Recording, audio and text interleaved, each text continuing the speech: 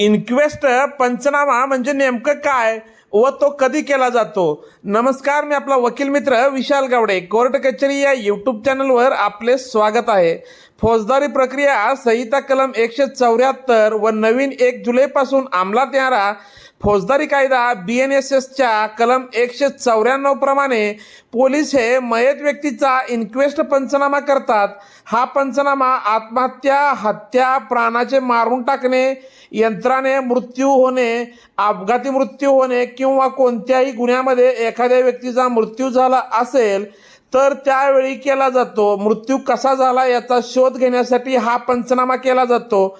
मृत्यू हा नैसर्गिक झालेला आहे का अनैसर्गिक झालेला आहे हे इन्क्वेस्ट पंचनाम्यावरून त्याचे कारण कळते. याबाबत सर्वोच्च न्यायालयाची एक केस सुद्धा आहे. केसचे नाव मनोज कुमार शर्मा विरुद्ध छत्तीसगड राज्य. निकालाची तारीख आहे 23 ऑगस्ट